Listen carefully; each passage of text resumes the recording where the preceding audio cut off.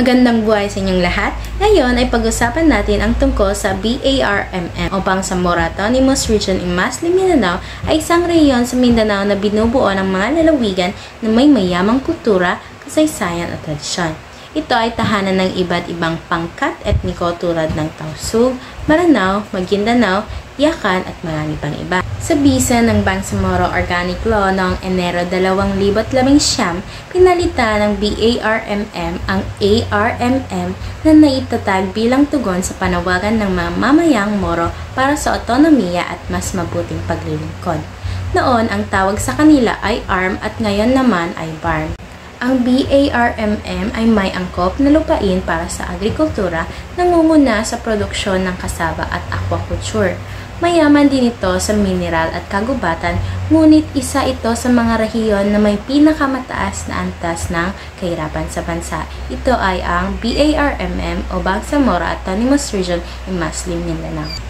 Maliban sa pagsasaka at pagmimina, ang iba pang karaniwang kabuhayan sa Bangsamoro Autonomous Region in Maslim, Mindanao ay ang pagtotoso, paggawa ng produktong kahoy tulad ng papel, tabla at plywood, pangingisda, paggawa ng bangka o ang kanilang paghahanap ng perla. Ngayon naman, ating aalamin at tuklasin kung ano ang mga nakapaloob sa lalawigan ng Lanao del Sur. Ang kanyang kabisera ay Marawi, Maguindanao, ang kanyang kabisera ay Sharif Agwak, Basilan, ang kanyang kabisera ay Basilan, Sulu, kanyang kabisera ay Hulu, at ang panglima ay ang Tawi-Tawi, at ang kanyang kabisera ay panglima, Sanggala. Ang Maranao ay tumutukoy sa mga tao at wika ng Lanao del Sur, kung saan matatagpuan ang lawa ng Lanao na pangalawang pinakamalaking lawa sa bansa. Ang kabisera nitong Marawi ay natatanging lungsod na may 90% populasyong Muslim. Dito nagkaroon ng gulo dahil sa teroristang Muslim.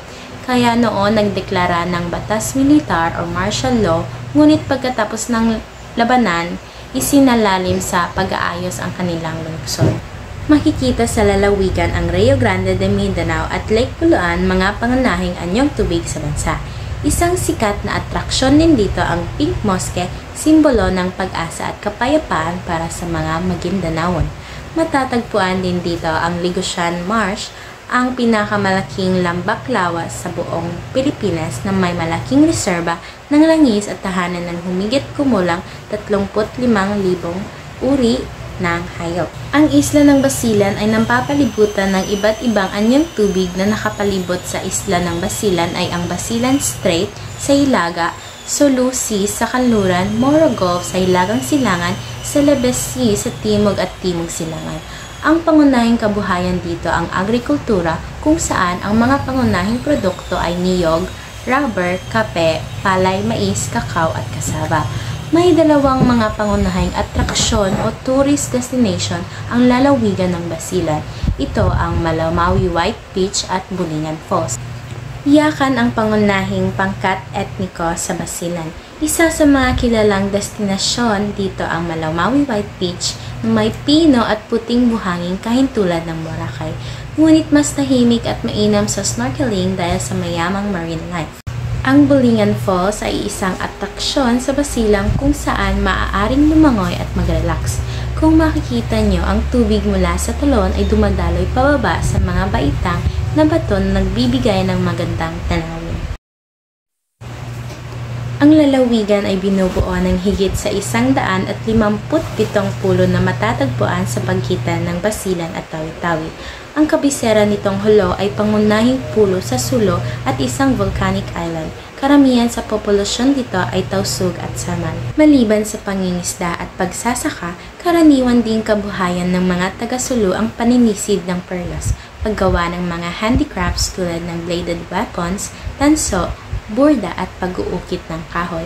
At dahil sa mga balita ng kaguluhan at karahasan, hindi gaanong positibo ang reputasyon ng Sulu sa mga terorista. Ngunit nagsusumikap ang lokal na pamahalaan na panatilihin ang kapayapaan at kaayusan ng kanilang lungsod.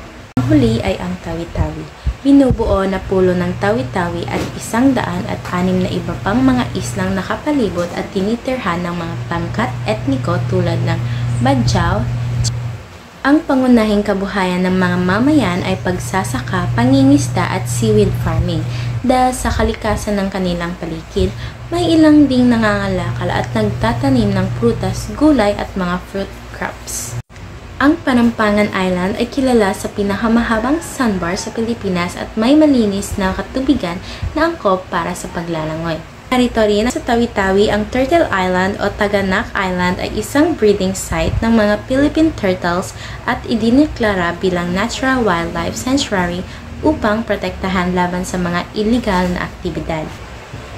Maraming salamat sa pakikinig. Huwag nating kalimutan na ang lalawigan at kabisera ng BARMM o Bangsamoro Autonomous Region in Muslim Mindanao ay mahalaga dahil dito natin mas nakilala ang mayamang kultura, kasaysayan at tradisyon ng mga Bangsamoro.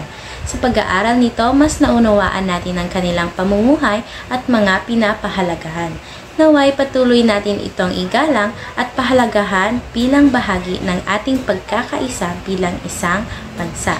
Ngayon naman ay dadako tayo sa panitikan ng bar na iulat ni Binibining Zoila May Alejado. Maraming salamat.